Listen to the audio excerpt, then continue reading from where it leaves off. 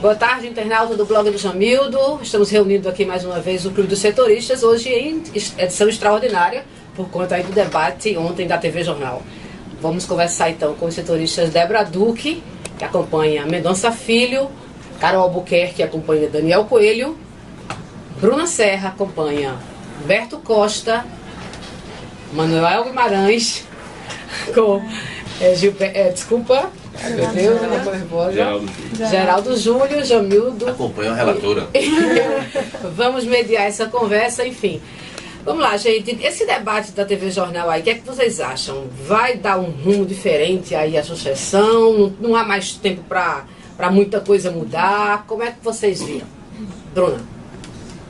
Bom, eu acho que pela primeira vez Humberto ficou um pouco mais apagado no debate e Daniel e Geraldo protagonizaram um pouco mais, assim, no embate.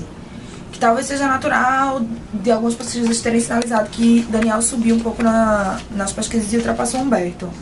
Eu acho que o debate foi acirrado, sim. Acho que ele pode mudar alguma coisa, não tanto, porque eu acho que o cenário de Geraldo Júlio é bem consolidado, embora Daniel tenha conseguido ser o único que sobe realmente acima da margem de erro desde as últimas duas pesquisas. Ibope e a do Instituto Maurício de Nassau. Você acha que o PSB já está buscando essa polarização com o PSDB? Eu não tenho nenhuma dúvida. Depois da inserção de rádio que eu ouvi agora, eu não tenho nenhuma dúvida. Eles voltaram a tratar do caso das notas frias de Daniel.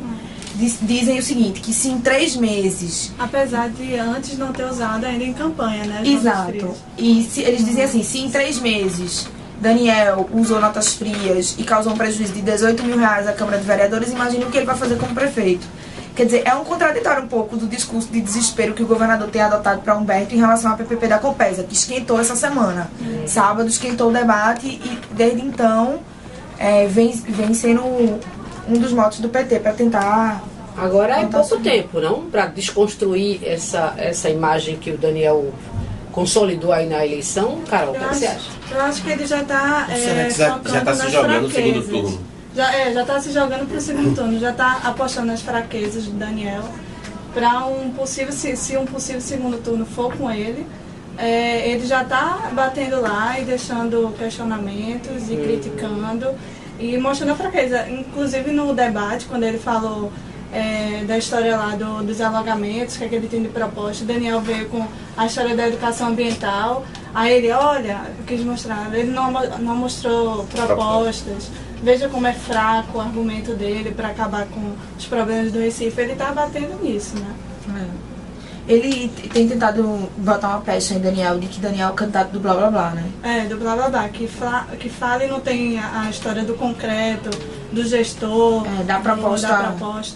Não. E Daniel se defende dizendo que não pode dar muita proposta porque você só tem 3 minutos. No segundo turno vai ter 10, aí ele vai dizer o que tem para fazer. Um tempo igual. Manuel, você que acompanha a campanha do Geraldo Júlio aí, os bastidores, já há realmente um foco aí, uma estratégia voltada para o Daniel Coelho. Você sente isso? Você tem essa informação? Eles gastaram parte do dia essa semana rebatendo justamente a questão do episódio da Compesa, que foi mote de crítica no guia de Humberto. Ontem no debate, inclusive, gerou um direito de resposta por conta de que Geraldo afirma que a Justiça Eleitoral proibiu de se usar o termo privatização no caso, já que se refere a uma parceria público-privada. Terminologia privatização é algo muito pesado, algo que nos últimos anos virou um palavrão no país.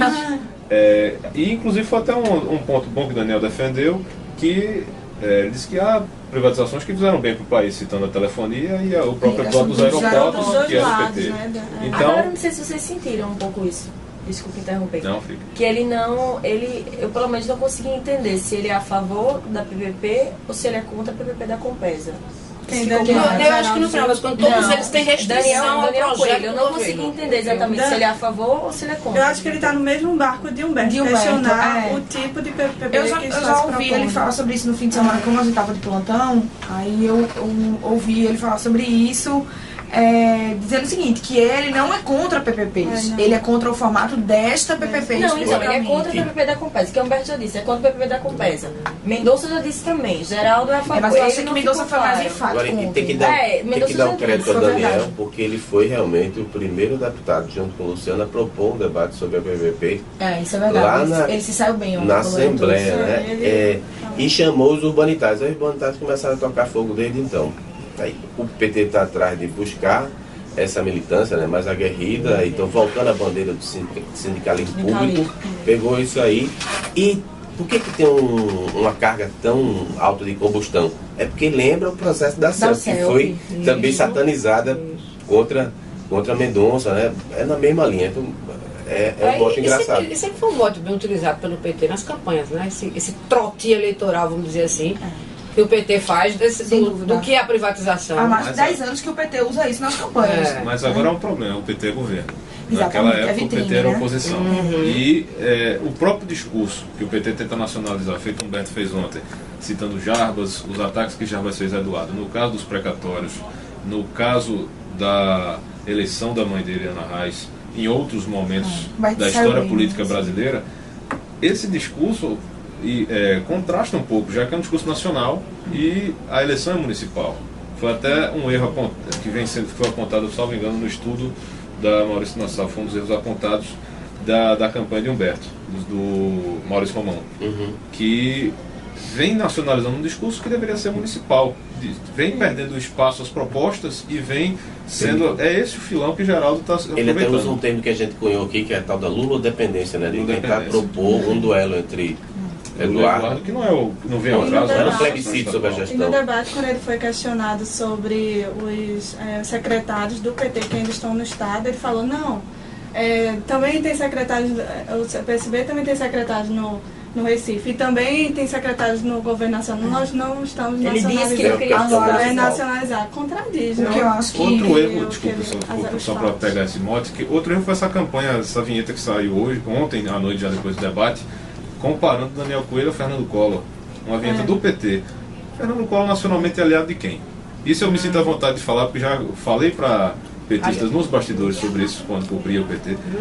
Assumiu a comissão importante do Senado, porque o PT ajudou. Como é que você taxa uma pecha de um aliado seu no debate? É mais um tiro no pé. É a mesma coisa de você classificar o PSB como um partido de falsa esquerda. Você está colocando que o PP é um partido de esquerda verdadeira, o PHS e o PSDC, que são os partidos que apoiam o Humberto, eles são mais de esquerda do que o PT. Só se legitima se estiver do lado do PT. Com todo respeito a esses partidos, mas é um discurso que são vários tiros no pé. Por isso que eu digo que o PT se acha o sal da terra, porque o cara só se legitima se estiver do lado dele. Se estiver longe, é o diabo. O que eu acho que ficou mais evidente ontem também foi um pouco essa coisa que foi questionada no debate. Até quando o PT e PSB vão fazer parte do mesmo governo e vão ficar se estranhando? João da Costa já adiantou que o Humberto quer romper, né? Entendeu? Isso daí tá muito ruim pro PT e tá menos ruim talvez pro PSB, porque eles não estão tentando explorar isso tanto, mas o PT que tá tentando bater de frente já com o governo. Porque o PT não está mais batendo de frente só com o Geraldo Júlio. Está começando a ir perfeitamente com a gestão. Com o Eduardo, né? Com a gestão que... E tem uma cobrança aí de uma traição que ele insiste, né? Ele insiste e quando ele entra nessa linha, ele demonstra uma mágoa muito grande e na minha avaliação, dificulta mais ainda essa recomposição dessa aliança PT-PSB no Estado. Você não acha? E é o caso da gente perguntar como é que fica o segundo turno, porque depois de criticar tanto, até pedir a impugnação da justiça, ele vai correr para onde? Vai dar apoio a Daniel por debaixo do pano ou vai voltar para frente popular? Vai ser uma sinuca de bico. Agora eu acho que o PT, apesar dele estar batendo muito forte nesse discurso de rompimento, de traição, etc., eu acho que o PSB, não sei se vocês partilham dessa opinião também, está conseguindo trabalhar muito bem para não deixar essa pecha do rompimento cair sobre o colo do PSB. Mas Lula ajudou bastante isso. Né? Isso está muito aqui, né? Isso está sendo muito debitado ao PT. O problema é do PT, não é do PSB. A conjuntura é desfavorável também porque o PT tem 12 minutos para pregar uma coisa, o PSB tem 12 minutos enquanto o PT tem 6. O PSB tem 400 candidatos a vereador, o PT tem 100. Então, as discrepâncias nessa conjuntura estrutural das campanhas, né, que separam essas campanhas, colabora para que essa pecha não caia em cima de um e caia mais em cima do outro. Agora, pelo sentido de que é mais gente candidata repercutindo a história de um lado do que do outro. Então, resumindo a questão da Compesa, eu acho que o absurdo está reinando no debate, mas eu atribuo que não deixa de ser uma vitória de Humberto, né? Nesse sentido, ele quase que pautou o debate. A outra questão foi a história das raposas, né? Vocês viram alguma agressividade nisso? Pois é um termo, inclusive, que eu acho que já faz parte do vocabulário político. Utilizado por todos aqui. Isso pode ter uma interpretação, né, diferente. Curiosamente, foi até de que intenção se queira. Foi até brincadeira nas redes sociais que Daniel saiu do debate de Fox. Tem em inglês é raposa, mas, enfim. São situações que se colocaram no debate. Todos os partidos têm suas raposas, a partir do momento que são os líderes, os caciques políticos. Talvez pelo termo de que a raposa seja um malandro. Aí já se jogou. Eu acho que quando ele colocou velha raposa da política, a frase foi a velha raposa da política. Então, talvez quando ele tenha colocado nesse contexto, tenha sido. Primeiro que eu acho que os demais candidatos já estavam. É a mesma coisa que fala Daniel com os poderosos. O tom é o mesmo, o sentido é o mesmo. Eu não consigo ver a ofensividade, não vejo a agressividade. Agora, ao mesmo tempo, eles foram muito inteligentes em capitanear aquilo. Exatamente. É feita a palavra monitorar. Qual é a agressividade que há, o mal, e estou monitorando você?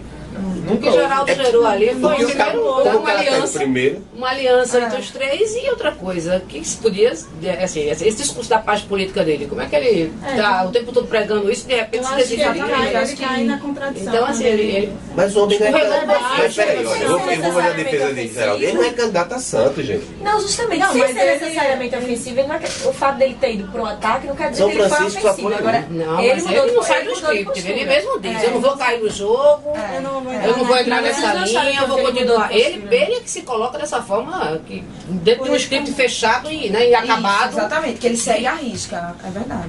E parece que não. Pois eu acho que aquele momento foi o melhor momento dele, que ele deu um coice enorme. E foi pra mim o pior momento de Humberto, quando ele tentou jogar João da Costa no colo.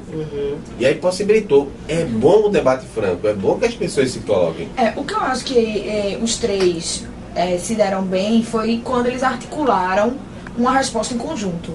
Entendeu? Então a coisa ganhou uma certa força, né? Talvez se apenas um deles tivesse pedido direito de resposta, nem tivesse sido concedido. Mas como foi um momento um movimento conjunto, acabou que eles ganharam força e foi 3 minutos de resposta contra Geraldo, né? Foi 1 minuto que ele falou, mas foram 3 que foram respondidos. É curioso que então tenha, isso aí acabou. É curioso que tenha sido o primeiro debate que você vê uma resposta conjunta. Foi Geraldo que fez, né? Foi Geraldo que fez. Só não fez o ponto digital. Pois é, e Mendonça Filho, Débora, Mendonça Filho, vamos entrar um pouco em Mendonça, que a gente quase não tem falado dele. Ele ficou um pouco de coadjuvante aí nesse debate. Enfim, a eleição está se fechando numa outra linha e Mendonça já... Eu acho que na medida que ele está se distanciando dos outros candidatos, nas inúmeras pesquisas de intenção de voto, não é só em uma, não é só em outra, nas que estão sendo publicadas aí, ele naturalmente ele vai, acho que ele vai saindo, não é que ele vai se distanciando, mas ele vai saindo do foco, né? Os candidatos não procuram atacá-lo. Ele também tem se mantido desde o início. Eu acho que ele não teve uma postura muito diferente do que ele teve nos debates anteriores. Se mantendo naquela linha. O discurso político dele, ele não foca no discurso político, ele não politiza a questão com algumas exceções. Ontem eu acho que a surpresa pra mim foi aquela pergunta que ele fez pra Daniel. Acho que foi uma das primeiras perguntas que ele fez no debate.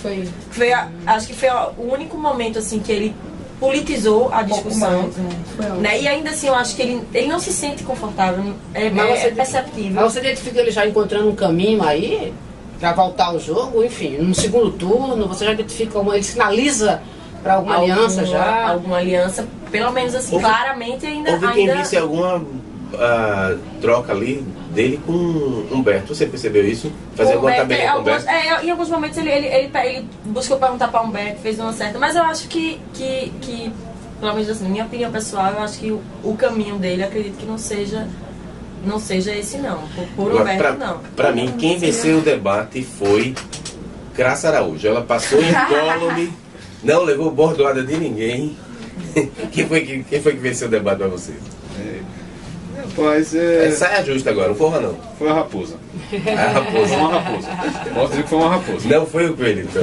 Bom, mas o Geraldo Júlio, será que se mantém aí inabalável, ou pelo menos se mantém a liderança depois desse debate? Porque se for por aí, a coisa não... Logo mais, O debate não serviu,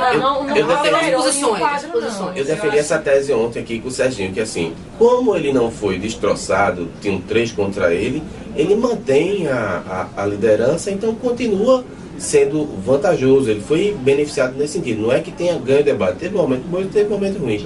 Mas como não foi destroçado, não foi detonado, foi muito bom para ele.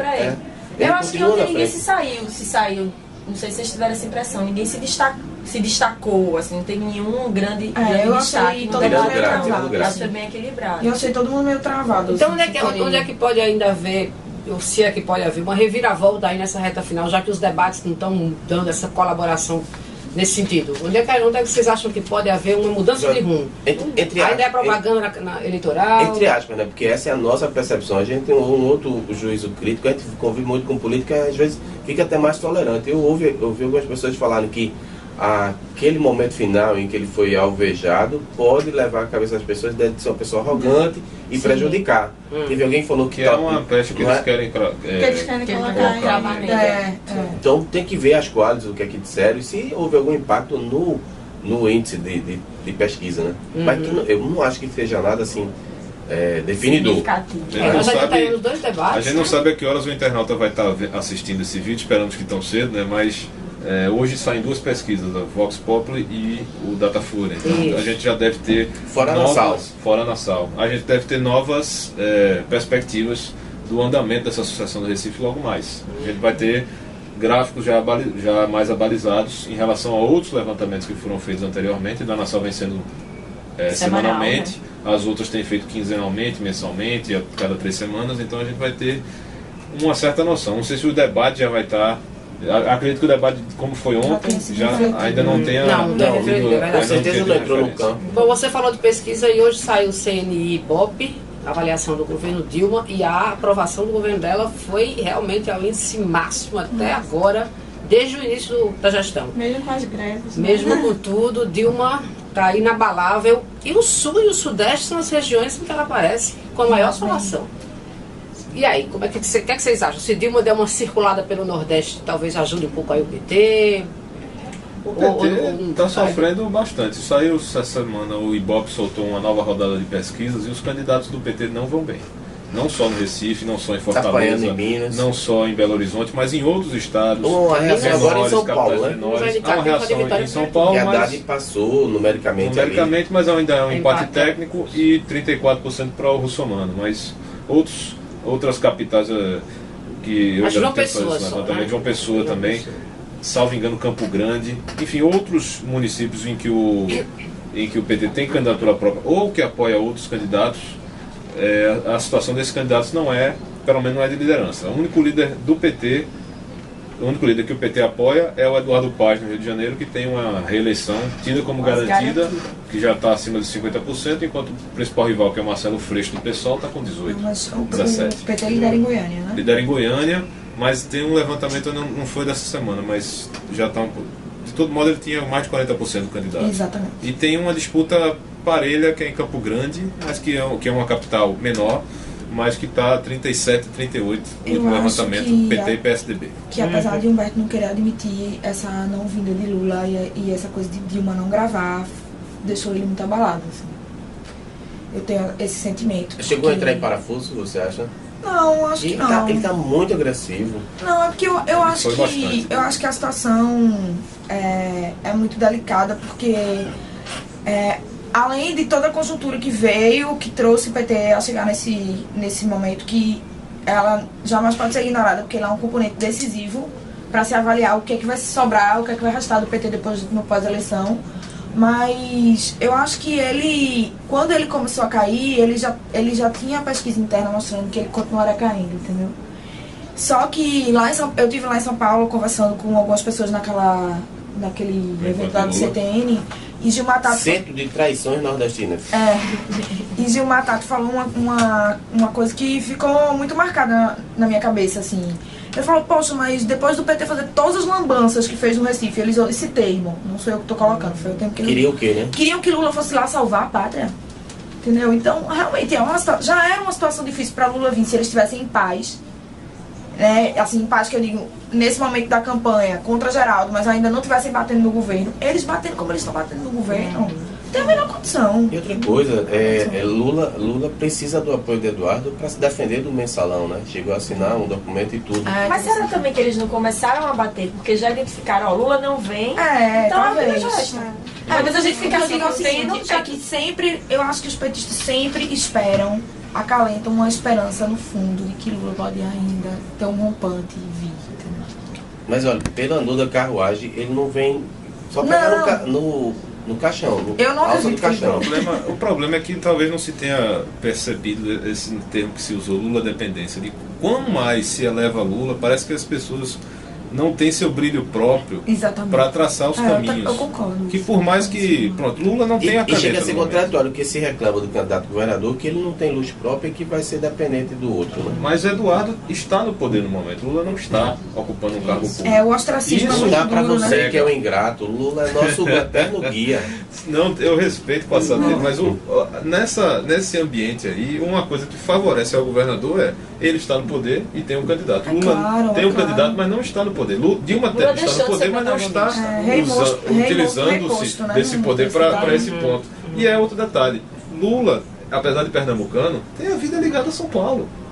Ele fez seus esforços, mas a base dele é São Bernardo do Campo, é o ABC paulista. Tanto tem essa vinculação com São Paulo que o jornal o Globo de hoje traz uma matéria mostrando que a interferência dele na campanha do Haddad está perdendo uma certa força, porque a vinculação que estão fazendo de Lula com o mensalão em São Paulo tem uma outra leitura que aqui no Nordeste as pessoas não percebem do mesmo jeito. Então lá estão se reavaliando, há uma reavaliação de se Lula deveria realmente continuar participando mais. Contaminando a campanha, né? Exatamente. Eu vi que você fez algumas anotações aí, quer levantar algum tema, porque eu queria colocar um outro personagem no debate. Você tem alguma questão aí? Curiosamente, eu já falei todos, a gente devia ter continuado. Não, eu queria incluir, mas só para a gente finalizar, eu queria incluir o prefeito João da Costa aqui nesse debate. Grande João da Costa. Que ficou ausente e presente ao mesmo tempo, né? Mais ou menos. E agora chegou nessa reta final com a observação já de que o Humberto está realmente promovendo aí um rompimento entre PT e PSB. O que é que você acha, Manuel? É isso mesmo? É irreconciliável esse casamento? João da Costa ele defende uma releitura interna do PT. Já disse para ele pessoalmente que não acredito que essa releitura vai ocorrer. Não nas circunstâncias que o PT tem. Até porque o maior líder do PT, que é Humberto Costa aqui no estado, tem mais 6 anos de mandato de senador. Então, se essa releitura, como ele quer, não deve ser feita do modo que ele espera. Ele quer uma renovação total. Ele não quer só uma releitura. Ele quer uma renovação total. Segundo ele, é um movimento maior. Exatamente. Não está restrito a Recife. Exatamente. Mas que eu estou dizendo que o Humberto é liderança, não é raposa. Mas, nesse aspecto aí que se está colocando, a figura do prefeito nos próximos... Ele tem mais 3 meses de mandato, se não me engano. Até janeiro. Até janeiro ele vai usufruir dos holofotes que terá. Mas aí que eu lhe pergunto, é o PT que vai dialogar com o PSB? É o PT de João da Costa, do prefeito João da Costa? É esse PT aí com o qual o Eduardo vai, enfim, o próprio presidente municipal do PT, Oscar Barreto, disse recentemente que defende que o PT apoie o PSB no segundo turno. Já está considerando a hipótese do PT não estar no segundo turno. Então, o dirigente municipal, tudo bem que eleito numa determinada circunstância, não se dá bem com o Humberto há muito tempo, mas... O problema do PT é esse, né? Que ninguém se dá bem com ninguém. Esse que é o problema. Como que você faz um coletivo, assim, interno, um coletivo, um partido para discutir propostas para onde quer que seja, se as pessoas não conseguem nem estabelecer uma linha mínima de entendimento. Essa semana a João da Costa, inclusive, cobrou a João Paulo posicionamento na questão da Compesa. E outra coisa... Pela citação dele como ter autorizado a possibilidade de vir a ocorrer uma PPP.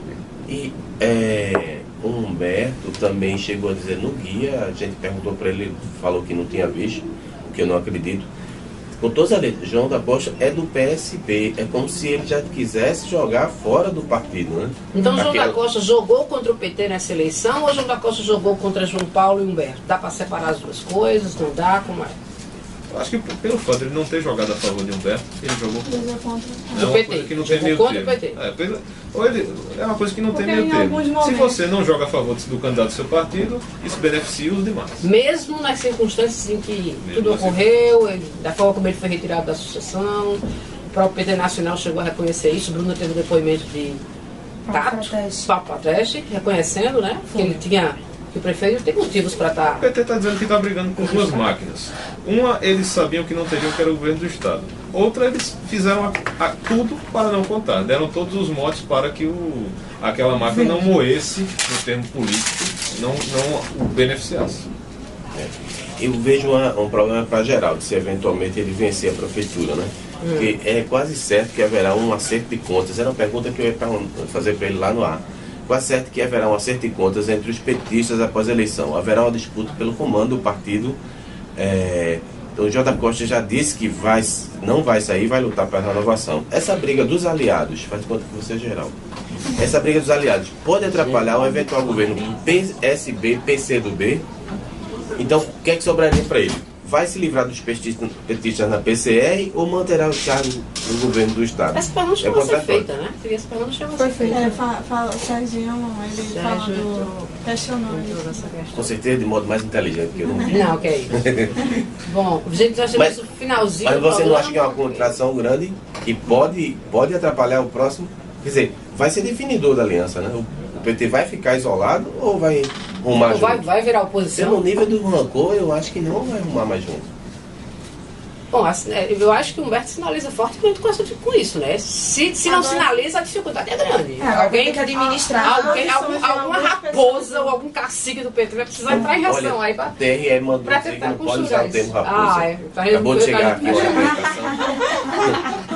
A produção do programa está ali avisando. Bom, gente, nós estamos no finalzinho então dessa edição extra do Clube dos Setoristas e aí ficamos para a próxima edição na sexta-feira. Obrigada pela atenção, internauta, e até lá. Vote consciente, vote limpo, viu?